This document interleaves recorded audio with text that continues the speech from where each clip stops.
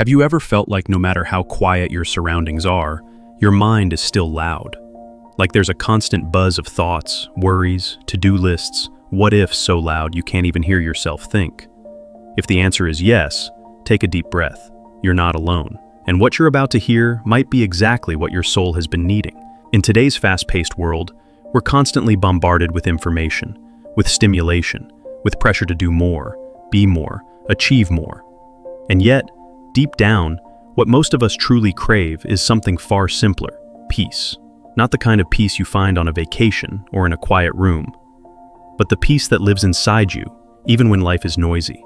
This kind of peace isn't found in doing more. It's found in stillness.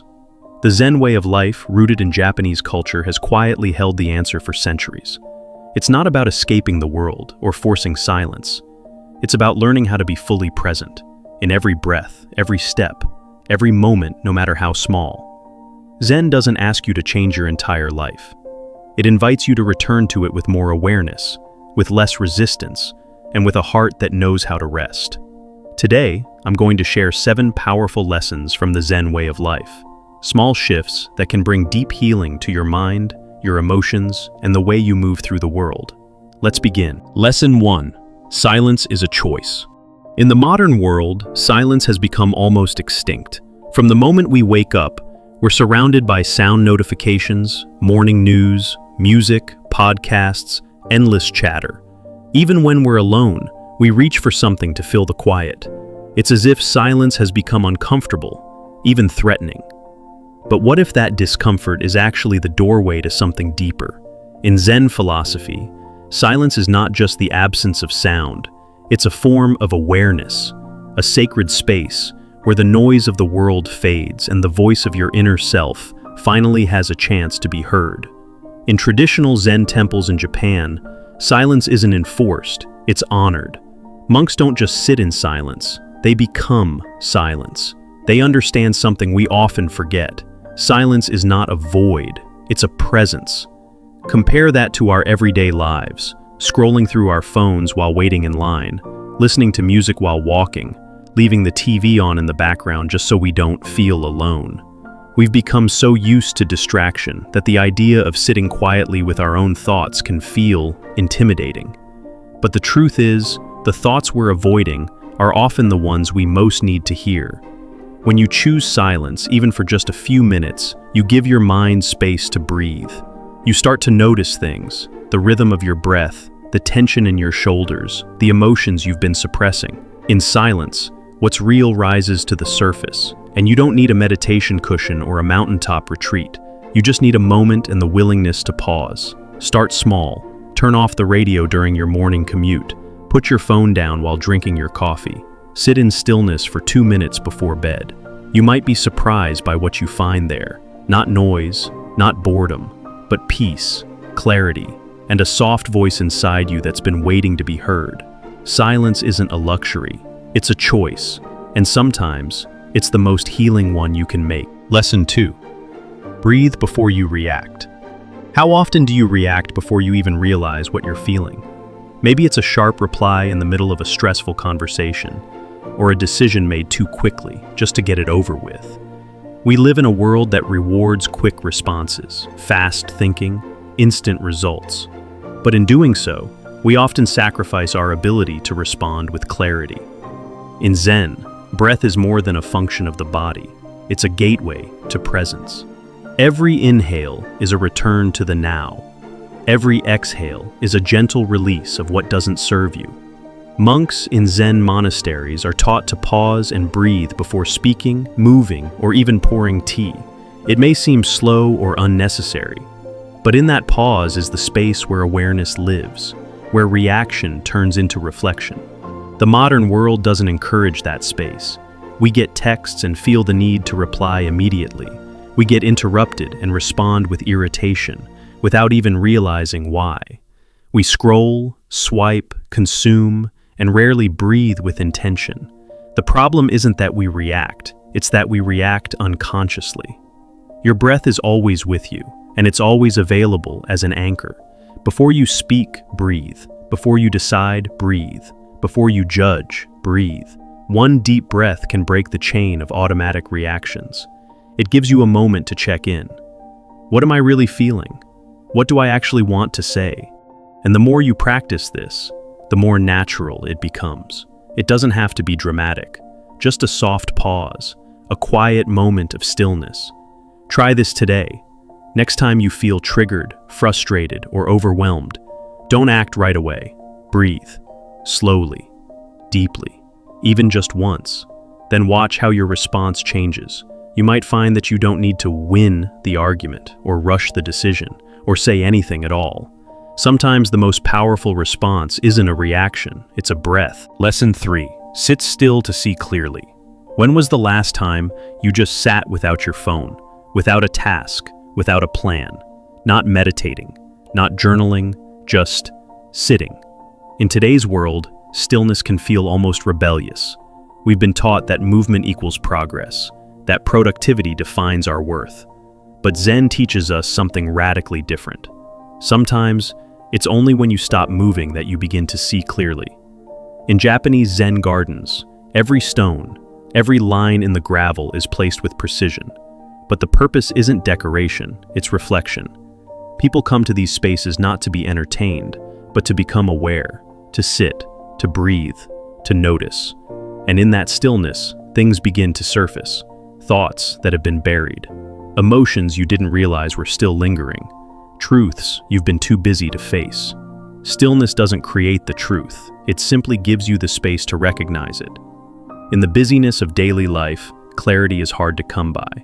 You rush from one thing to the next, make decisions on the fly, and rarely stop to ask, is this what I really want? That's why sitting still, without trying to solve anything, is so powerful. It's a chance to reset your inner compass, to let the mud of your mind settle, so you can see the water beneath. You don't need a cushion or incense. You just need a quiet moment, a park bench, a kitchen chair, a corner of your room. Sit, feel your breath, let your thoughts come and go, without chasing them. You don't need to force clarity. Stillness invites it. Try it for just 5 minutes a day. No goal, no outcome, just stillness. You might be surprised by what becomes clear, not because you found new answers, but because you finally gave the old ones space to be heard. Lesson 4. Fewer words, deeper presence. We live in a culture that rewards quick replies, witty comebacks, and constant commentary. The pressure to always have something to say can be exhausting. But what if the depth of connection doesn't come from the amount we say, but from how fully present we are when we say it? In Zen tradition, silence is not seen as awkward, it's respected. Conversations are slow, pauses are honored. There is no rush to fill the space between words. In fact, many Zen teachers say that true communication doesn't begin with speaking. It begins with listening. Not just hearing, but listening with your whole presence. Think about it. Have you ever talked with someone who wasn't really there? They nodded, they replied, but something was missing. Now think of the last time someone really listened to you.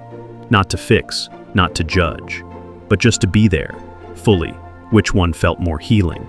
In today's world, we often mistake talking for connection. We assume the more we say, the more we're understood. But sometimes, it's in the quiet moments, the steady gaze, the gentle nod, the shared stillness, that real understanding happens. Zen reminds us that when we speak less, we listen more. And when we listen more, we understand deeper. You don't need the perfect words to show someone you care. You just need to be there, without distractions, without planning your next sentence. So, next time you're in a conversation, try this. Pause before you speak. Let silence breathe between your sentences.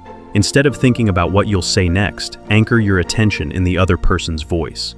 Watch how the energy shifts. Sometimes, the most powerful thing you can offer someone isn't advice, it's your presence. And sometimes, the most healing thing you can offer yourself is the permission to be quiet. Lesson 5. Simple spaces, lighter mind. Have you ever walked into a clean, open space and instantly felt your shoulders relax? There's something calming about a room that feels spacious and intentional. And it's not just aesthetics, it's psychological. Our outer environment deeply affects our inner world. When our surroundings are chaotic, our thoughts often are too.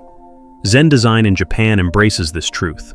Traditional homes use natural light, clean lines, and open spaces. There's a purpose behind every item, and just as importantly, there's space between them. This space is not empty. It's alive. It breathes. In Zen, this concept is called Ma, the space between things.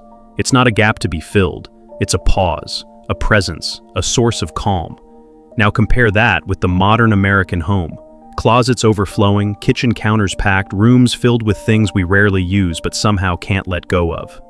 We say we don't have time to declutter, but the clutter is often what's stealing our time, our energy, and our peace. The truth is, we carry the weight of our physical environment in our minds. The mess we ignore piles up in our subconscious. That's why clearing a space doesn't just feel good, it's mentally liberating. You don't have to become a minimalist overnight. You don't need to throw away everything. But try starting small. One drawer, one shelf, one corner. Ask yourself, does this object serve me or just distract me? Does this space allow me to breathe?